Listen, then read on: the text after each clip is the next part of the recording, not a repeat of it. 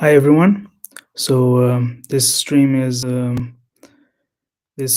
focused on history and languages. I'm a biologist student, but I really love history and languages. So this is the first stream I'm ever doing. I'm doing, and it won't be the last, especially if this one becomes successful. So, my wish is for everyone to be respectful, please. We're going to talk about a lot of different subjects, and I don't mind if people are right wing or left wing or whatever, as long as we have a good discussion about history. So, yeah, everyone, welcome. My name is Miguel, as you can see from my YouTube account, and pretty much everyone is welcome here. I hope we have a nice and sincere discussion about history. So, what I want to talk about today is basically about different subjects of history, mostly, and languages. My favorite languages are Greek and Icelandic, and of course, my own native language, that is Portuguese. If some Portuguese speakers show up, I might say a few things in Portuguese, but it will be mostly in English, so don't worry. Everyone can access this as long as you speak English. And if you don't, maybe it will help you to practice your language skills. About me first. So, this is a stream that kind of acts like a trailer. So, what happens is that I had English since quite early, since my fifth year in school. So, I'm quite capable at speaking English, but enough self promotion. Uh, by the way, I'm Portuguese, so that is why I said it could also be in Portuguese. And yeah, we're waiting for people right now. I'm going to write a few comments, and hopefully this attracts some people so that we can discuss.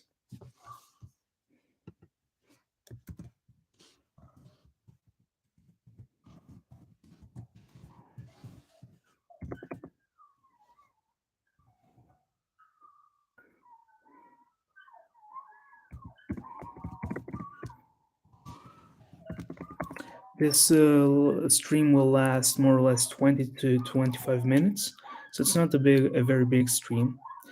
Um, I don't have much time at this moment, so I can't do a bigger one. But I'm going to try to do a bigger one at some point. Uh,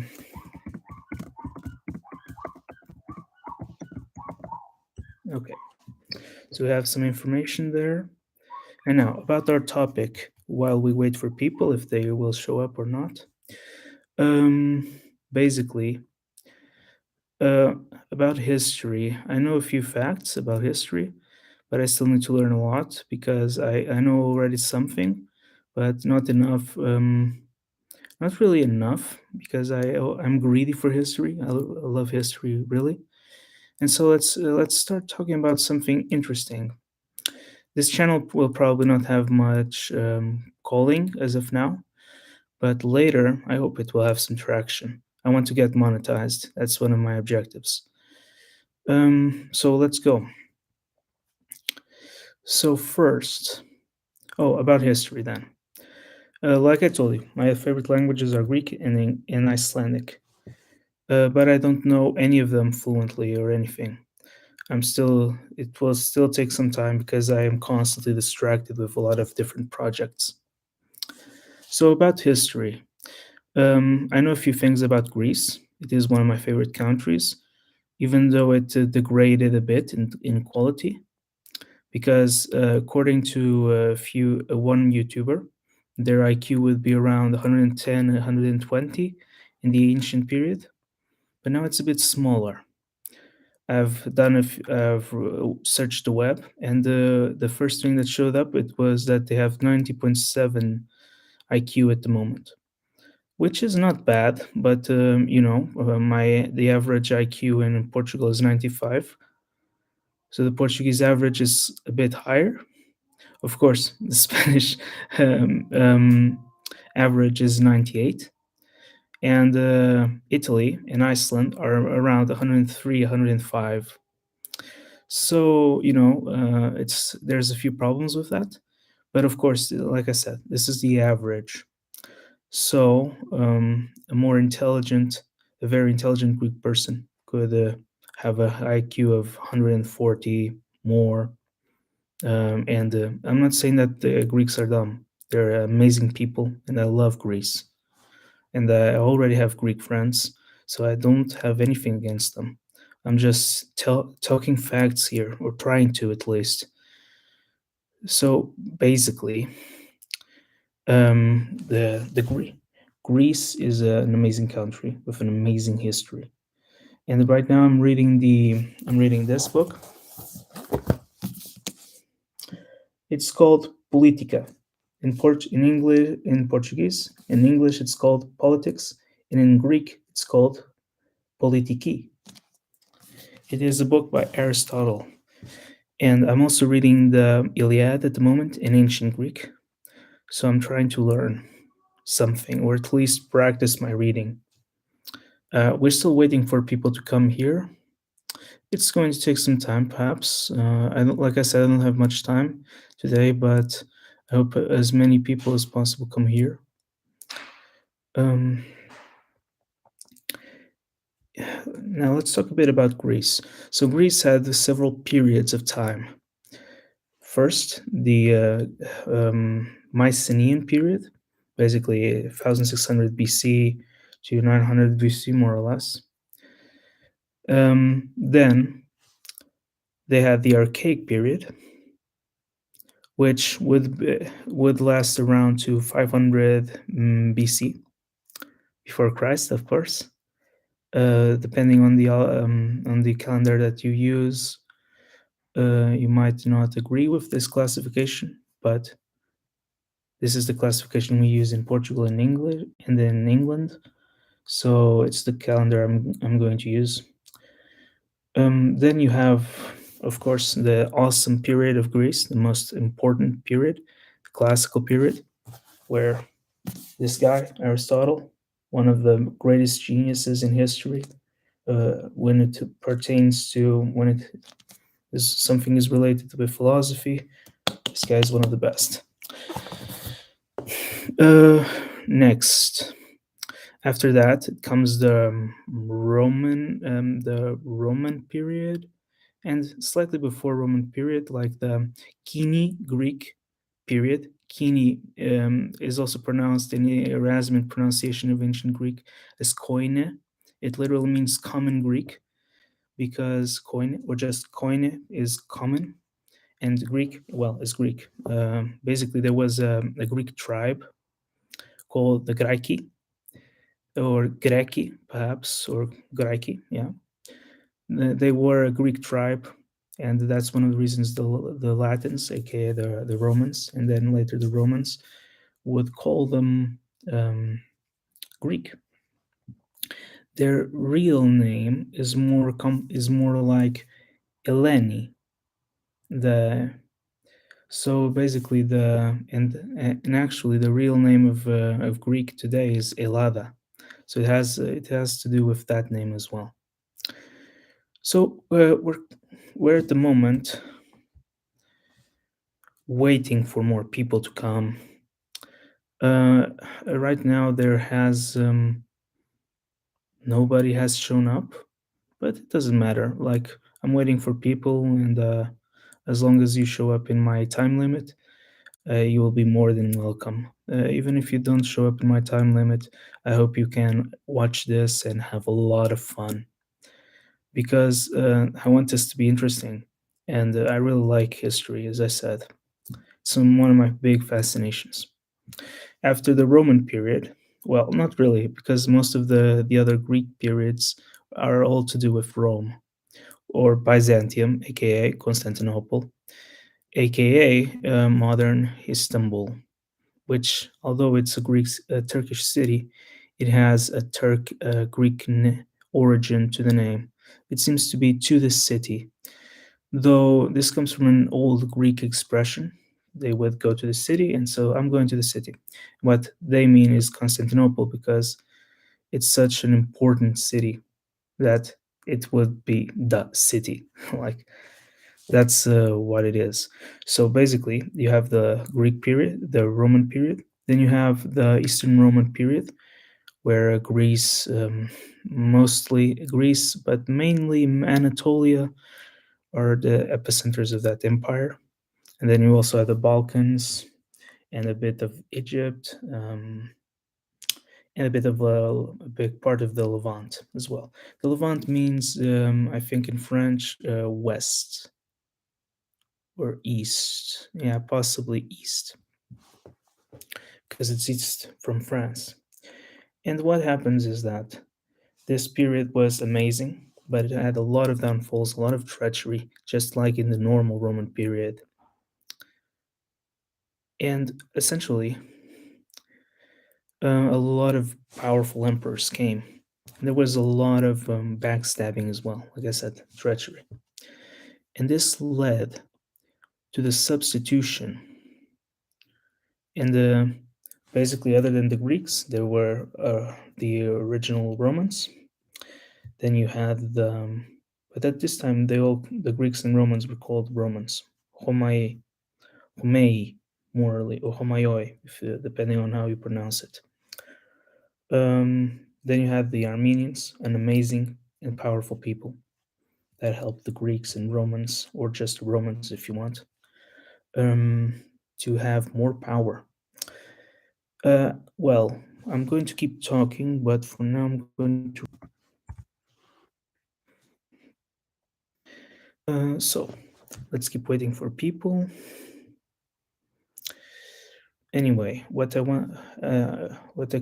could further say is that um, after the sack of Constantinople, which lasted for around, the city lasted for around 1,000 years, protected by great warriors of Europe, specifically the Greeks and Romans. And it was sacked. For example, the Fourth Crusade in 2000 in 1204, or the 12 fours, something like that, was sacked by the Crusaders, which is was a huge treachery, I think, because the Greeks were fighting off the Turks.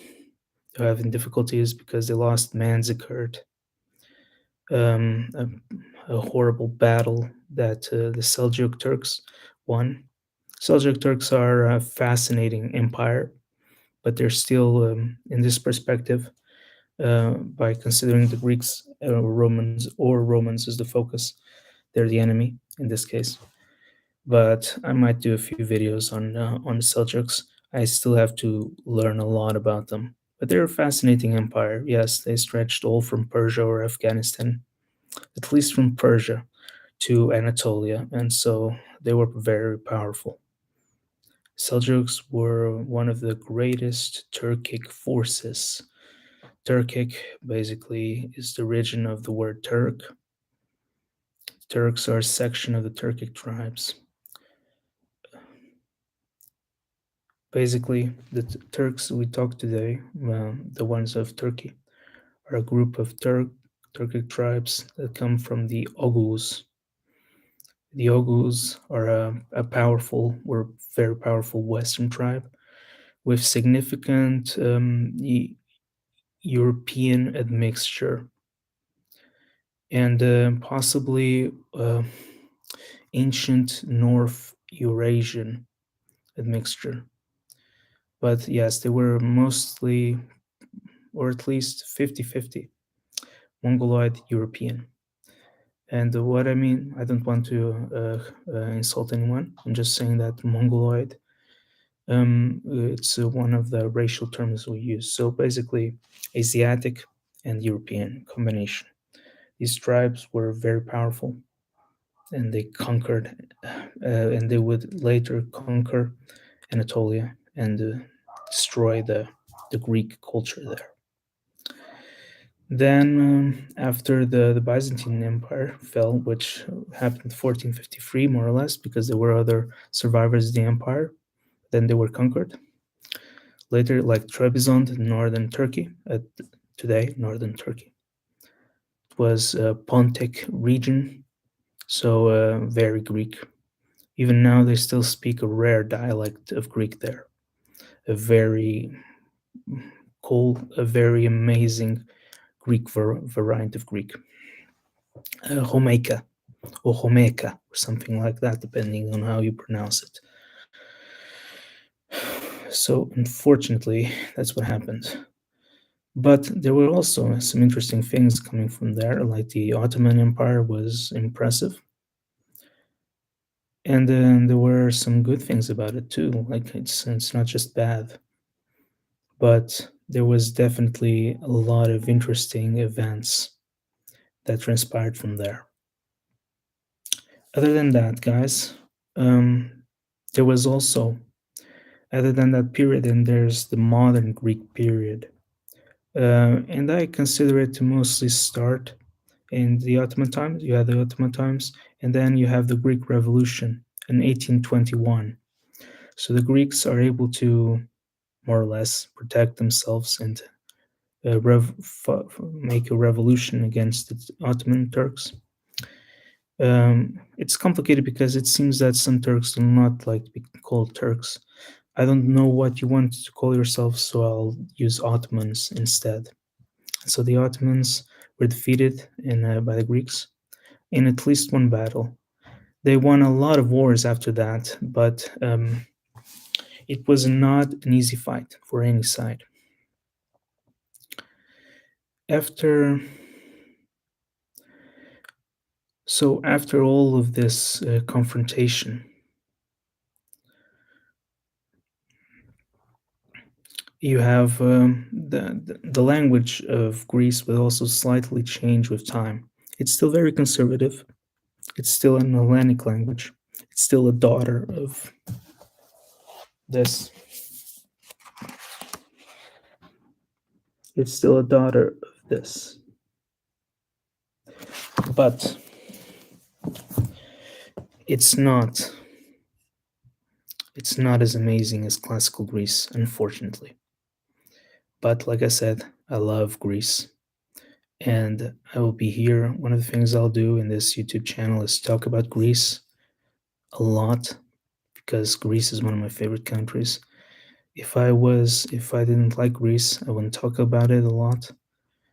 If I didn't like Greece, I wouldn't know anything about the Greeks, anything particular, special.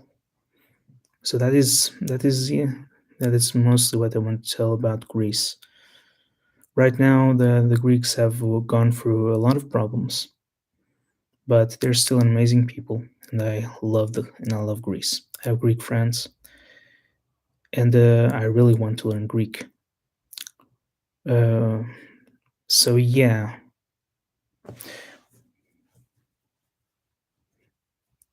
it's not done yet though.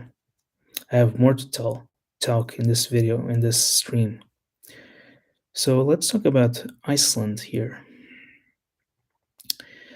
Iceland is an amazing country. It comes from the Old Norse people, especially in Norway.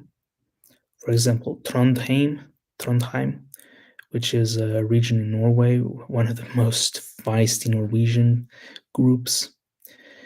And a lot of people came from West Norway. So what happens is that they settled Iceland. They met with the Irish monks, and then they supplanted them. Then what happened was they brought a lot of Irish ladies, a lot of Irish women, and then they became one. In the masculine side, according to genetics, it's mostly Nordic, 60% at least. Then in the feminine side is mostly Irish. So the Icelanders and the Faroese people, the Foroyar, Folkith, they are basically a combination of Norse and Celtic. Now, if you don't agree with the term Celtic, then we'll use the word Irish. So Nordo Irish, so to speak, Nordic, the Irish of the North. It's kind of ironic because the Irish are already a northern population, but yeah, you have the Icelanders are even more northern than the Irish. But they are all amazing peoples. I love the Irish as well.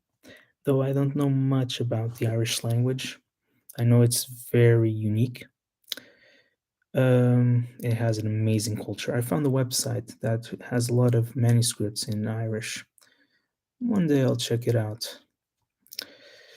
Now, yeah, basically, the Icelandic language is one of the most conservative European languages. Not the most. That would be Lithuanian to a degree, because it's very old, very, very old, 4,000 years. Maybe not exactly the same way, but it's incredibly conservative. And it's one of the closest languages to Proto Indo European, including Sanskrit and other languages, maybe Latvian as well, though it also has some Estonian input. And like I said, I love speaking about history and languages. And don't worry, guys, if you love this content, you will have more where it came from. We're going to talk about several things. And we're going to talk about interesting things every once in a while. And like I said, I wish to be monetized. So please do not demonetize this video. Great YouTube algorithm. Now, I think that is all for today, though. Basically, what we have to think about this: there's several periods in Greek history. Um, Iceland is an amazing country. Greece is an amazing country. They have amazing languages. And once again, I have nothing against. I talked a lot about the Ottomans, more or less, and how they destroyed Greece, but and in the end also slowed it down economically compared to other parts of Europe that were not affected by the Turks. But I have nothing specific against the Turks. In fact, Turkey is a kind of an interesting country. And I say a lot of things, but we all say a lot of things in social media. So please do not give too much importance to this. If you have any doubt, please post a comment and I will answer it. It seems nobody came to this stream. It may seem just a rando or something like that. Well, to those who think I'm a rando, so be it. You can think all you want. As long as in the end, every once in a while, I have some nice audience that can follow me in these topics and can learn from me and I can learn from them. I'm very happy for that.